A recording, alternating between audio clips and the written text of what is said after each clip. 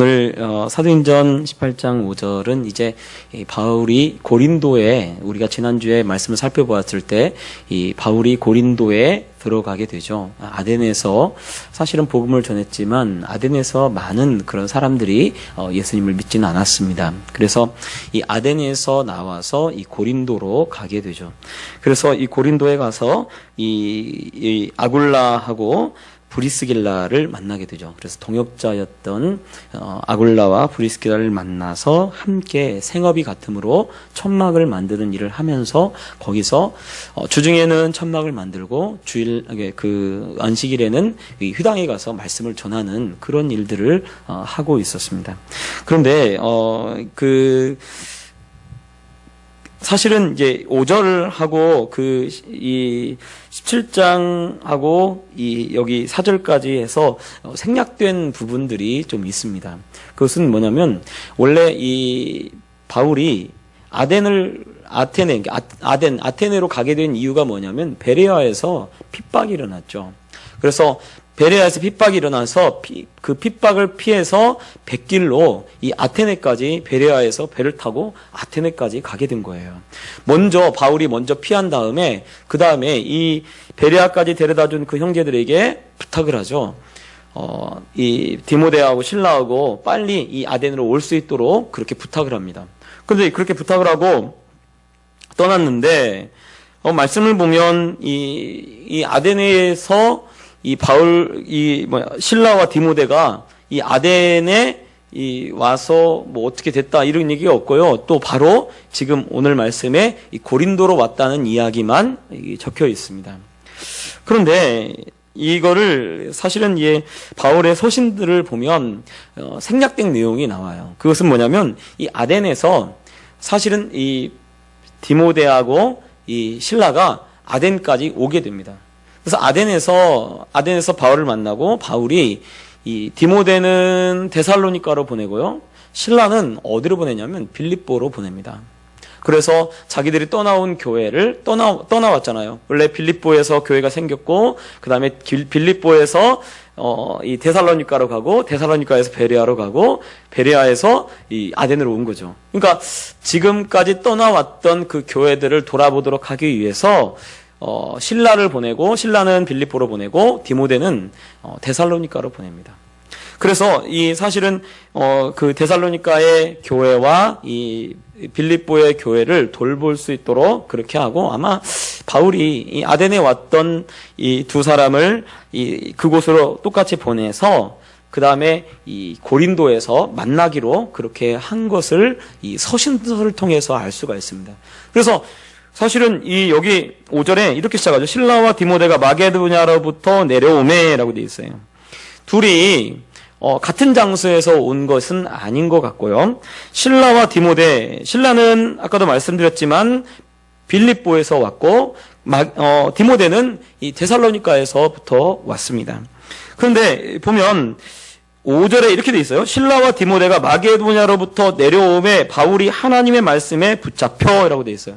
그러니까 신라와 디모데가 마게도냐로부터 내려왔던 그 사건이 바울에게 고린도에서 복음을 전하게 되는 어떤 결정적인 다른 사건이 되어졌다는 것을 보여줍니다. 왜냐하면 그 전에는 사실은 바울이 아덴을 떠나 고린도에 이르러 거기서부터 하나님의 말씀에 붙잡혀서 막 복음을 전하는 그런 일이 되어져야 하는데 그렇게 되지 않고 신라와 디모데가 마게도냐로부터 내려오니까 그때서야 하나님의 이 말씀에 붙잡혀가지고 막 복음을 전합니다. 그런데 그 말씀에 성경에 여러 이 사본들이 있는데 이 사본들 중에 어떤 사본에는 이 하나님의 말씀에 붙잡혀 이것을 어떻게 표현했냐면 성령에 붙잡혀 이런 뜻으로 이렇게 표현을 해놨어요. 그러니까 성령에 붙잡히나 말씀에 붙잡히나 지금 같은 표현으로 우리가 보시면 돼요. 그런데 사실은 이 신라와 디모데가 바울에게 내려오니까 바울에게 어떤 큰 영향력이 있게 되었던 거죠. 왜냐하면 아덴에서 바울이 복음을 전하는데 아덴에서 굉장히 우리가 이 말씀을 살펴봤는데 아덴에서 복음이 물론 예수 그리스도를 전하지만 성경에 이게 그 복음을 전하면서 예수님에 대해서 전하면서 실제로는 사실은 굉장히 좀 논리적이고 철학적인 모습으로 이 설교를 했었어요. 그러니까 사실은 아덴에서 복음을 막 전했었는데 별로 이렇게 큰 것을 얻지 못했어요. 그래서 바울 서신에도 보면 자기가 이제 다시는 내가 예수 그리스도의 죽음과 부활 외에는 내가 다른 것을, 그 십자가 외에는 다른 것을 전하지 않겠노라 라고 결단을 하고 결심을 하게 됐던 계기가 어디냐면 바로 아덴에서의 이 복음 전파 이후에 나타난 겁니다. 그러면 이것이 어디서부터 시작된 거나 그러면 바로 아덴 다음에 이 고린도에서부터 시작된 거예요. 고린도에서 바울이 무엇을 전하냐면 하나님의 말씀에 붙잡혀가지고 5절에 무엇을 증거하고 있냐면 유대인들에게 예수는 그리스도라고 밝히 전합니다. 그러니까 다른 것을 전한 게 아니에요. 예수님이 그리스도다. 유대인들에게 계속해서 아주 그냥 강력하게 예수님이 그리스도다. 예수님이 그리스도다. 이렇게 전하게 됩니다. 그런데 이렇게 하나님 말씀에 붙잡히고 성령에 붙들림 바 되는 이유가 있습니다. 그것은 뭐냐면 바로 디모데와 실라가 바울에게 왔기 때문에 그래요.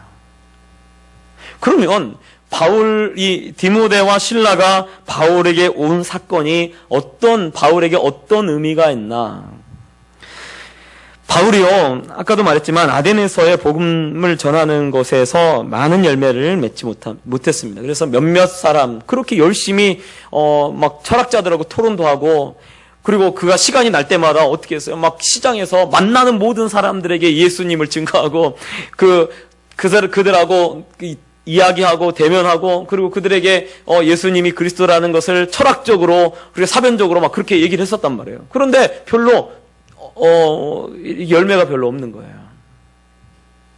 또 아마 여기 이 고린도에 가서도 지금 복음을 전하는데 이제 일을 하면서 복음을 전하게 되는 거죠. 그러니까 낮에는 일하고 그 안식일에는 이제 회당에 들어가서 말씀을 전하고 했을 때에 사실은 아직 많은 열매가 없는 거예요. 그런데 디모데가 데살로니가부터 왔습니다. 데살로니가에서 와가지고 데살로니가 교회가 그렇게 사실은 바울을 핍박했잖아요. 그 데살로니가 교회에 유대인들이 막 핍박을 해가지고 이 바울이 그 데살로니가에서 도망쳤거든요. 그래서 이 베레아 사람들한테 얘기를 하면서 데살로니가 사람들보다 이 사람들이 더 신사적이다. 이 베레아 사람들이 더 신사적이다 했던 이 말씀이 있잖아요. 그러니까 그만큼 굉장히 적대적이고 데살로니가에 있는 이 사람들이 적대적이고 그렇게 힘들어서 어쩔 수 없이 그곳에서 얼마 전하지 못하고 떠나왔단 말이에요. 그런데 디모데가 그 데살로니가를 디모데를 보냈어요. 디모데가 가서 딱 보니까 그 데살로니가 교회가 사랑 가운데 그리고 복음 가운데 성장해 가고 있었던 거예요. 바울이 잠깐 그곳에서 오래 머물지도 못하고 잠깐 있어서 같이 함께 사역을 하고 복음을 전했는데 데살로니가 교회가 사랑 가운데 성장해 가고 있다는 소리를 듣게 됩니다.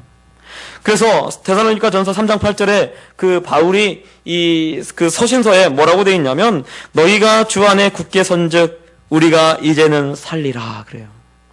그러니까 사실은 이 바울의 마음이 어떻게 했냐면 정말 죽고 싶은 정도로 힘들었다는 거죠. 왜냐하면 아덴에서도 복음을 전했는데 아덴에서 복음을 전하는 거에 대해서 많은 열매가 맺혀지지 않았어요. 자기가 정말 열심을 다해서 만나는 모든 사람들에게 복음을 전했었는데 아무런 열매가 맺혀지지 않았습니다. 정말 몇 사람밖에 믿지 않았어요. 또 고린도에 와서 이 아굴라하고 이 브리스길라와 함께 일을 하면서 복음을 전하는데 잘 복음을 받아들이지 않는 거예요. 6절에 보면 그들이 대적하여 비방하거늘 되어 있어요. 그러니까 이 고린도에서 이 복음 전하는 사역이 쉽지가 않았어요.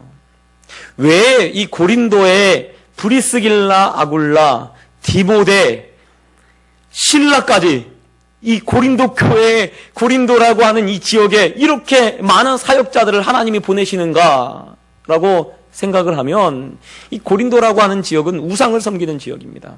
그래서 바울의 서신서에서 보면 너희가 시장에서 파는 것은 묻지 말고 먹어라 그러고 있어요. 시장에서 파는 물건은. 왜냐하면 그 우상을 섬기는 그 도시였기 때문에 시장에서 물건을 먹을 걸 파는데 어떻게 파냐면 우상에게 먼저 바치고 나서 이거 파는 거예요. 그걸 파는 거예요. 그러니까 바울의 입장에서 보면 이 고린도도 우상이 가득한 도시고요. 그리고 향락, 퇴폐 문화가 발달한 곳입니다. 그리고 도시 무역들이 발달해가지고 무역 도시이기 때문에 많은 그런 외의 문물들이 많이 들어와 있었고, 그리고 굉장히 이 복음을 전하는데 굉장히 사실은 힘들었던 곳이에요. 그래서 복음을 전하는데 너무 힘들었던 거예요. 그런데 지금 그렇게 사실은 이 고린도에서 계속 지금 아테네에서도 실패, 고린도에서 현재까지는 뭐 특별한 열매가 없어요. 여기 말씀에도 보면 특별한 열매가 없습니다. 그래 얼마나 힘들어요. 그런데 디모데가 와가지고 데살로니가 교회가 주 안에서 믿음 안에서 든든히 서간다는 거예요. 얼마나 기쁘겠습니까? 얼마나 기쁨이 있습니까? 저도요, 목사인데, 목사로서 언제 제일 기쁘냐면요, 우리 성도님들이 믿음 안에서 이렇게 믿음이 좋아지는 이 모습들을 보면 얼마나 기쁜지 몰라요. 아유, 야, 참. 지난번에 어떤 집사님이 교회를 잘 안 나오시다가 요즘은 이제 잘 나오시는데, 이게 맛있는 걸 이렇게 해오셨어요. 내가, 아이고, 참. 처음 그분이 해온 거 처음 먹어봤어요. 얼마나 기쁜지. 왜? 야, 그래도 교회를 생각하고 성도들을 생각했다라는 생각이 들어가지고 힘든 중에 어려운 중에 그렇게 하는 것을 보면 얼마나 이 마음이 기쁜지 몰라요.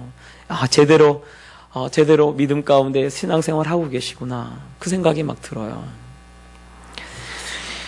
사실은 그렇게 사실은 이게 낙심하고, 어쩌면 낙심할 수도 있고, 힘들어서 그러고 있는 곳, 또 쉽게 복음을 전하려고 하는데, 복음을 쉽게 받아들이질 않아요. 그래서, 6절에도 그들이 대적하여 비방한다. 얼마나 사실은 힘들겠습니까? 유대인들한테 복음을 전하는데, 유대인들이 대적하고 비방하는 거예요, 바울을. 그래, 얼마나 힘들어요. 디모데가 그렇게 와서 얘기를 했어요. 그러니 사실은 낙심하고 있고 조금 힘들어하고 있는데 바울이 힘을 얻게 되는 거예요. 또 신라가 빌립보에서 왔습니다. 빌립보에서 왔는데 여러분 이 빌립보에서 어떤 일을 했냐면, 여러분 이 빌립보라는 곳에 누가 있었냐면 자주장사 루디아, 그 다음에 제일 먼저 딱 기억나는 게 간수, 그 다음에 저 많은 귀신 들린 여자 쫓아내가지고 그 사람들이 지금 이 빌립보 교회의 핵심 멤버로 되어 있는 거예요. 근데 이 빌립보 교회에서 어떤 일을 했냐면 바울에게 이 마게도냐 지역으로 떠나서 이 바울에게 헌금을 보내왔습니다. 헌금을. 그러니까 이 신라가 연보를 이 빌립보에서 선교 사역을 위해서 바울을 돕도록 하기 위해서 헌금을 걷어가지고 빌립보에서 헌금을 보낸 거예요. 그러니까 사실은 이 두 사람, 실라와 디모데를 통해서 빌립보 교회도 든든하게 세워지고, 그리고 이 빌립보 교회가 정말 바울을 생각하고 정말 특별히 생각해서 바울의 사역을 위해서 헌금을 해서 선교 헌금을 보낸 거예요. 그래서 그것도 사실은 이 빌립보 교회가 나중에 보면 한 번만 보낸 게 아니고 여러 번 보냅니다. 그래서 바울의 선교 사역을 도왔던 교회가 어떤 교회냐면 빌립보 교회입니다. 안디옥 교회가 아니에요. 빌립보 교회가 바울이 선교하는데 이 물질로 이렇게 섬겼던 곳이 바로 이 빌립보 교회가 물질로 섬겼어요. 그러니 사실은 바울이 조금 힘들어하고 어려워하고 있는데, 데살로니가에서 조금 기쁜 소식이 들어오는 거예요. 또 신라가 오면서 이 헌금을 받아가지고 바울을 이 선교 사역을 위해서 복음을 전하는데 정말 이 물질을 쓸 수 있도록 그렇게 이 바울을 돕도록 그렇게 했던 거예요. 그러니까 어떤 일이 있냐면 바울이 하나님의 말씀에 붙잡히는 거예요. 이 말은 무엇을 보여주냐면 여지껏 사실은 장막 만드는 일을 하면서 주중에는 사실은 복음 전하지 못하고 장막 만드는 일을 했단 말이에요. 그런데 헌금이 들어오면서 헌금이 오면서 더 이상 장막 만드는 일을 하지 않아도 되는 거죠. 그래서 이제 어떻게 하나? 이제 또 실라와 디모데와 함께 같이 동역자들이 왔으니까 같이 힘을 합해서 열심히 말씀에 붙잡혀가지고 성령에 붙들림 받아서 복음을 전하기 시작합니다. 그래 자기의 전 시간을 어디다 쓰게 되냐면 복음을 전하는 데 쓰게 되는 거예요. 그래서 제가 지난주에도 말씀드렸듯이 여기 사실은 장막 만드는 일을 했다라고 되어 있지만 이 장막을 만드는 일보다 교회가 정말 그 목사님이 최대한 그 말씀에 집중할 수 있도록 하는 것이 오히려 이 교회에 도움이 된다라고 제가 말씀을 드렸어요. 근데 만약에 생활이 안 되고 어려우면 목사님 해야지 어떻게 해요? 일해야지. 굶어 죽어요? 그럴 수 없잖아요. 그럼 가서 일을 해야 돼요. 저도 생활이 안 되고 더 안 되면 그렇게 하지 않을까라는 생각이 들어요. 근데 그보다는 오히려 이 복음에 집중할 수 있도록 교회가 목사님을 돕고 그렇게 헌신할 수 있도록 그렇게 해주는 것이 그래야 성령에 붙들리고요 말씀에 붙들리는 것입니다. 그래서 힘있게 복음을 전할 수 있고요. 그리고 이 말씀에도 보면 예수는 그리스도라고 밝히 증언합니다. 다른 말씀 전하잖아요. 그래서 자기가 여지껏 그 전에는 아덴에서 막 여러 가지 얘기로 하면서 철학자들하고 변론하고 이 철학으로 같이 얘기하고 막 이랬었는데 이제 그것이 아무 소용이 없다는 걸 알았어요. 그래서 예수는 그리스도라는 것을 밝히 드러내면서 이야기합니다. 여지껏은 돌려서 얘기하고 옆으로 얘기하고 이렇게 했는데 이제 이 고린도에서 완전히 이 바울이 복음에 어떻게 복음을 전해야 할지를 확실히 알아가지고요. 이제 이방인들이든지 유대인들인지 상관없이 예수는 그리스도라고 막 전하기 시작합니다. 그런데 여기 보면 6절에도 이렇게 돼 있죠. 그들을 대적하여 비방하거늘 이라고 되어 있습니다. 그러니까 사실은 이게 이 복음을 그렇게 전함에도 불구하고 쉽지가 않은 거예요. 쉽지가 않아요. 다만 바울이 이 교회에 대한 소식 또 바울을 돕는 이 손길들을 통해서 그가 하나님의 말씀에 붙잡히게 되어집니다. 그래서요 말씀을 보면 이 바울이 이 동역자들을 통해서 힘을 얻고 위로를 받게 되는 거예요. 만약에 혼자 있었다면 아덴이나 이 고린도에서처럼 힘들었을 거예요. 그런데 함께 동역하고 함께 섬길 수 있는 사람이 그곳에 있었어요. 교회도 마찬가지인 것 같아요. 교회도 세워가는데 많은 동역자들이 필요합니다. 그래서 함께 동역해주고 함께 일할 수 있도록 그렇게 해주는 사람들이 필요하죠. 그래서 예를 들어서 권사님 이거 해주세요. 그러니까 아멘 하고 딱 해서 해주면요 얼마나 힘이 들고 기쁜지 몰라요. 그게요 목사한테 막 힘이 나게 하고요 말씀에 붙잡히게 만들고 성령에 붙잡히게 만드는 거예요. 근데 이거 해주세요. 아니 싫은데요. 이러면 자꾸 이제 힘이 빠지는 거죠. 네. 그래서 참 저희 교회 성도님들에게 감사한 건 뭐냐면 동역자가 되어주니까 너무 감사해요. 동역자가 되어서 같이 함께 일할 수 있고 같이 힘을 할 수 있고 같이 또 헌금해서 또 교회를 같이 함께 이끌어갈 수 있다는 것이 얼마나 기쁨이고 큰 그런 도움이 될지 몰라요. 그래서 저희 교회는 참 많은 동역자들이 있습니다. 그래서 함께 하나님과 함께 하나님의 일들을 행할 수 있도록 하나님이 그렇게 해주시고 또 이렇게 붙여주신 줄 믿어요. 그래서 최대한 같이 함께 하나님의 나라를 만들어갔으면 좋겠습니다. 또 오늘 말씀을 보면 바울이 열심히 복음을 전합니다. 그런데 유대인들의 반응이 어떻습니까? 대적하고 비방하여 라고 되어 있어요. 대적하고 비방해요. 그러니까 이 고린도에서의 복음의 사역, 복음을 전하는 전도 사역이 그렇게 썩 쉬운 곳이 아니었습니다. 우상을 섬겼던 곳이고 그리고 심하게 섬겼던 곳이고 영적으로 굉장히 혼탁한 그러한 곳이 바로 고린도였습니다. 그래서 고린도 교회에도 사실은 문제가 많이 있었죠. 영적으로.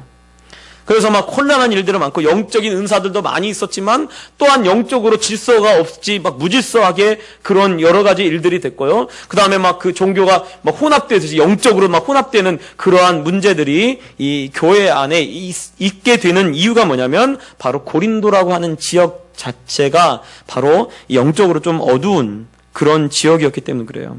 또 말씀을 전하는데 자꾸 이 유대인들이 대적하고 비방합니다. 얼마나 사실 힘들겠어요. 이 대적하고 비방하면, 여러분, 대적해서 비방한다는 것은 데살로니가 교회에서 있었던 일과 똑같은 일들이 일어나는 거죠. 이 고린도에도. 유대인들이 자꾸 이 바울을 막 배척하고 바울을 대적하고 비방하고 막 그렇게 얘기를 하니까 다른 데서는 안 했던 일을 여기서 하고 있습니다. 바울이. 그래서 6절에 뭐라고 되어 있냐면 바울이 옷을 털면서 이르되 너희 피가 너희 머리로 돌아갈 것이요 나는 깨끗하리라.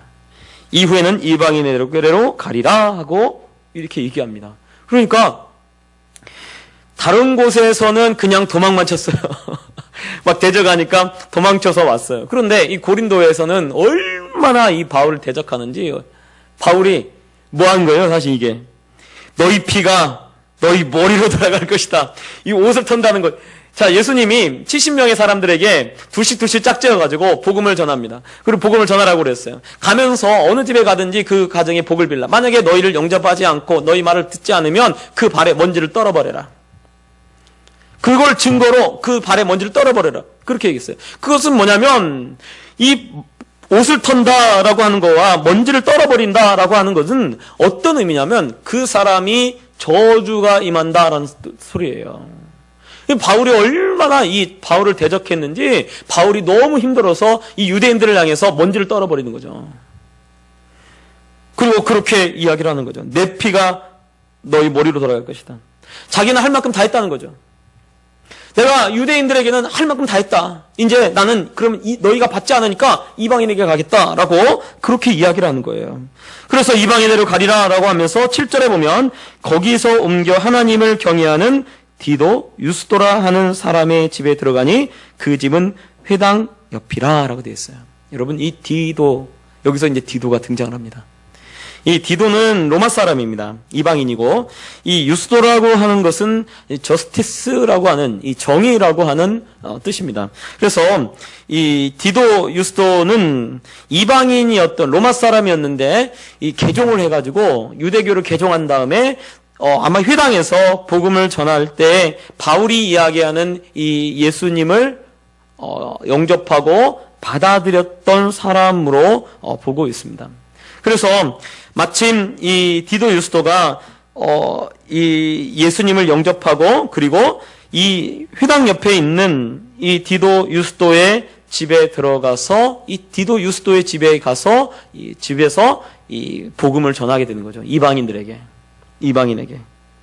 그런데 8절에 또 이런 일이 있어요.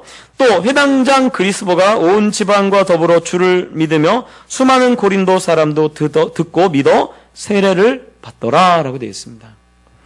그러니까 이 회당장 그리스보는 원래 사실은 유대인들의 회당장은요 한 명만 있는 게 아니에요. 유대인의 회당장은 그래서 우리가 회당장 하면 한 명 제일 장 높은 사람 이렇게 하는 게 아니고 여러 명 중에 한 명입니다. 근데 나중에 이 그리스보는 나중에 이 감독이 되는 그 정도로 아주 훌륭한 그런 사람이 되어지죠. 그리고 이 회당장 그리스보와 그 온 집안이 더불어 주를 믿으며 그러니까 사실은 유대인들에게 먼지를 떨어버리고 그렇게 했지만 그 중에서도 그래도 유대인들에서 굉장히 유력한 그리스도라고 하는 이 사람이 예수님을 믿게 되므로 바울이 힘을 얻게 돼요. 그래서 아까 첫 번째는 동역자들이 오면서 교회 소식을 가지고 온 동역자들을 통해서 말씀에 붙잡혀서 힘을 얻게 되고 또 하나는 무엇을 통해서 그 힘을 얻게 되냐면 예수님을 믿고 예수님께 나오고 있는 사람들을 통해서 힘을 얻게 됩니다. 목사가 제일 힘을 얻을 때 또 언제냐면요. 양을 칠 때. 양이 늘어날 때 그때 얼마나 기쁜지 몰라요. 저는 우리 주일학교 학생들 한 사람에도 더 나오잖아요. 얼마나 기분이 좋은지 몰라요. 왜냐하면 정말 특히 우리 주일학교 아이들 보면 대부분 다 거의 반절 이상이 자기 부모님이 예수님을 안 믿어요. 그래서 제가 우리 교회에 예수님을 안 믿는 그런 부모님을 가진 아이들을 하나님이 보내주신 이유가 있겠다라는 생각을 하게 됩니다. 왜냐하면 저도 그렇게 자라왔기 때문에 하나님이 그렇게 이 아이들에게 예수님을 잘 전해주고 가르치도록 하나님 그렇게 하는 것이 아닌가라는 생각이 들어요. 바울이 이 고린도에서 사역이 굉장히 힘들고 어렵지만 그런데 이곳에서 정말 유력한 그리스도가 예수님을 믿게 되고 또 사실은 디도 유스도도 굉장히 로마에서 유명한 가문의 한 사람이다라고 그렇게 학자들이 이야기를 합니다. 그러니까 굉장히 사실은 힘있고 유력한 사람들이 예수님을 믿게 되므로 사실은 이 바울에게 힘을 주고 더 하나님의 말씀에 붙들리도록 그렇게 하나님이 이끌고 있지 않나라는 생각이 들어요. 여러분, 그리스도인들에게 제일 기쁜 일이 무엇이겠습니까? 제일 큰 위로가 무엇이겠어요? 영혼이 바뀌는 거예요. 영혼이 하나님을 믿고 영혼이 하나님 앞에 나오는 그 모습을 볼 때 우리가 변화가 돼요. 제가 우리 아이들 데리고 지난번에 수련회 갔었잖아요. 수련회 가니까 수련회 가서 아이들이 하나님을 만나고 예수님을 만나고 그리고 막 방언을 말하고 변화되니까 얼마나 기쁜지 몰라요. 그래서 막 내가 너무 기뻐가지고 막 페이스북에다 막 썼어요. 하나님께서 정말 우리 교회 가운데 이렇게 이런 일을 일어나게 하셨다고. 5명 데리고 왔는데 5명 다 성령 받고 왔다고. 그래서 주최했던 친구 목사님이 5명 다 받았어? 그러더라고요. 그래서 다 받았어 했더니 다 하나님 만나고 성령 받고 다 그랬다고. 야 좋았겠다 그러더라고요. 왜냐하면 얼마나 기쁜지 몰라요. 사실은 영혼이 변화되는 모습을 보면요, 이것이 하나님이 나보고 하라고 하는 일이구나 라는 것을 깨닫게 됩니다. 그러면 이것을 목사한테만 하나님이 그렇게 하신 건가요? 아니에요.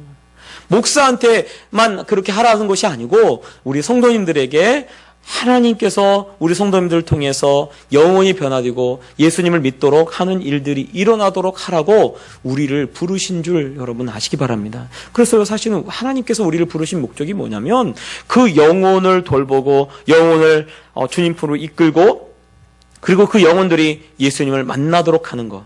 그 일을 위해서 우리를 부르시고 또 우리가 그 영혼을 변화될 때요. 그 영혼이 변화되는 그것을 통해서 정말 변화가 일어나는 거죠.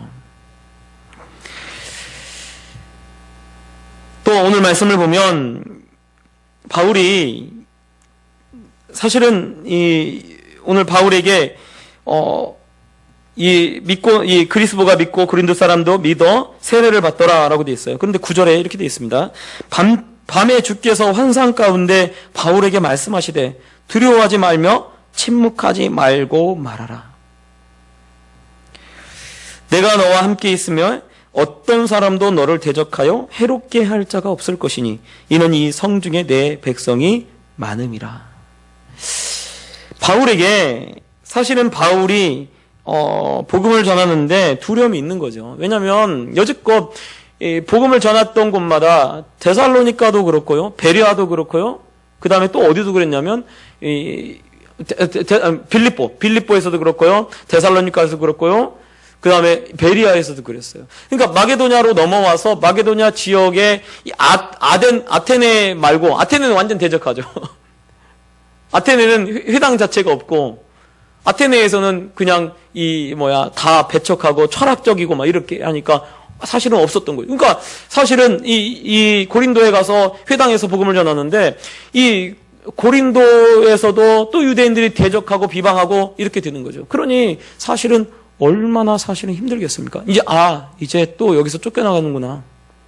여기서 또 쫓겨나갈지도 모르겠구나. 이러고 있는 거죠. 그리고 이 바울이 복음을 전하는데 굉장히 사실은 힘든 겁니다. 이렇게 물론 열매도 있고 또 이렇게 여러 도움도 주고 하지만 굉장히 사실은 힘든 거죠. 대적하니까. 힘드니까 힘들 때 주님께서 환상 가운데 말씀하시는 거예요. 그래서 바울이 사실은 바울에게 하나님이 나타나서 하나님이 말씀하실 때는요, 바울에게 굉장히 중요한 사건입니다. 그래서 바울에게 처음 나타났을 때는 다메섹 도상으로 가고 있는 그 중간에 길에서 하나님이 나타나죠. 그래서 바울이 하나님을 만나고 거기서 변화가 되죠. 또 여기서도 지금 힘든 가운데 나타나고요. 또 한 번은 언제 나타나냐면 배 타고 로마로 가다가 거기서 나타납니다. 그래서 두려워하지 말고 하라고 얘기를 해요. 복음을 전하라고. 그러니까 사실은 이렇게 하나님이 나타나는 이유는, 환상 가운데 나타난 이유는 사실은 바울이 굉장히 힘들고 어려울 때 하나님이 직접 바울을 위로하시고 바울에게 말씀하시는 거예요. 저도 제가 저도 힘들 때 있잖아요. 목사니까. 근데 하나님이 저한테 약속하신 말씀이 하나 있어요. 한 번도 얘기 안 했는데 오늘 특별히 우리 나오신 분들에게만. 근데 저한테 하나님이, 제가 목회를 처음 딱 갈 때 하나님이 저한테 말씀하시기를 뭐라고 했냐면, 뒤로 돌아가지만 말아라. 저한테요, 뒤로 돌아가지 말아요. 뒤로 돌아가지만 않으면 내가 네 인생을 책임질 거다. 주님 그렇게 말씀하셨어요. 그래서 전 절대로 죽을 때까지 이 목회를 놓고 다른 일을 안 할 겁니다. 왜냐하면 하나님이 책임진다고 했으니까.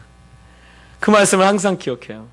힘들 때마다 돌아가지 말아라. 하나님이 돌아가지 말고 뒤돌아보지 말고 앞으로만 가라고 그렇게 말씀하셨던 기억이 있습니다. 마치 이 바울에게 하나님이 나타나서 두려워하지 말라. 그리고 침묵하지 말고 말하라. 즉 뭐예요? 계속 복음을 전해라. 이렇게 얘기하는 거죠. 그 10절에 약속하신 거예요. 너와 함께 있으며 어떤 사람도 너를 대적해서 해롭게 할 자가 없다는 거예요. 또 이는 이 성 중에 내 백성이 많음이라 라고 되어 있어요. 그러니까 지금 사실은 아직 복음을 듣고 영접해서 변화된 사람들이 많다는 소리가 아니에요. 변화될 사람들이 많다는 거죠. 바울의 복음을 통해서 하나님 품으로 나오게 될 사람들이 많이 있다는 거예요. 그리고 또 하나님이 약속하기를 두려워하지 말고 침묵하지 말고 계속해서 말하라. 왜냐하면 내가 너와 함께 있어서 너를 해롭게 할 어떤 것도 없도록 할 것이다 라고 하는 거죠. 하나님이 왜 이 말씀을 할까요? 바울이 무엇을 두려워할까요? 핍박이 일어날 줄을 두려워하고 있는 거예요. 지금 앞으로 어려운 일들이 일어날 것을 두려워하고 있는 것입니다. 그런데 그 두려워하고 있는 바울에게 하나님이 말씀하시는 거죠. 두려워하지 말라는 거예요. 왜? 내가 너와 함께하고 있으니까. 너를 해할 사람이 이 성에는 아무도 없을 것이다. 그래서 바울이 뒤에 1년 6개월을 그곳에 머물면서 하나님의 말씀을 전합니다. 즉 하나님이 고린도 교회를 떠나라고 할 때까지, 하나님이 말씀하실 때까지 고린도에 머물며 그곳에 마치 정착하듯이 복음을 전하고 많은 사람들에게 복음을 전해서 고린도 교회가 생겨나게 되고 탄생하게 되는 거예요. 저는 말씀을 보면서 어떤 생각이 들었냐면, 그러면 하나님이 환상 가운데 보여서 말씀하신 것뿐이지, 그러면 바울하고는 평상시에 하나님이 함께 안 하고 계셨나? 아니죠. 이거는 환상 중에 말씀하신 것뿐이지, 바울이 어디로 가든지, 바울이 어느 곳에 있든지, 바울이 무슨 일을 하든지 늘 하나님께서 바울과 함께 하고 계셨습니다. 그와 마찬가지로 하나님이 우리와도 똑같이 함께 하고 계신 줄 여러분 믿으시기 바랍니다. 그래서 사실은 두려워할 필요도 없고요, 근심할 필요도 없어요. 그리고 여기 이 말씀대로 내가 너와 함께 있음에 어떤 사람도 너를 대적하여 해롭게 할 자가 없다. 하나님이 허락하시지 않으면 어느 누구도 나를 해할 자가 없어요. 여러분 그걸 믿으시기 바랍니다. 그래서요, 하나님이 우리를 지키시고 보호하시고 바울에게는 환상으로 나타났지만 환상으로 나타나지 않을지라도 하나님이 늘 우리와 함께 하고 있는 것입니다. 그리고 우리의 삶을 이끌어가고 그리고 하나님께서 우리를 주님의 길로 인도해 가는 줄 여러분 믿으시고 그리고 기쁨으로 그리고 영혼을 구원하고 정말 영혼을 하나님 품으로 이끄는데 그렇게 최선을 다해서 살아가는 그런 우리 성도님들 되시기를 예수님 부탁드립니다. 기도하겠습니다. 사랑의 하나님 아버지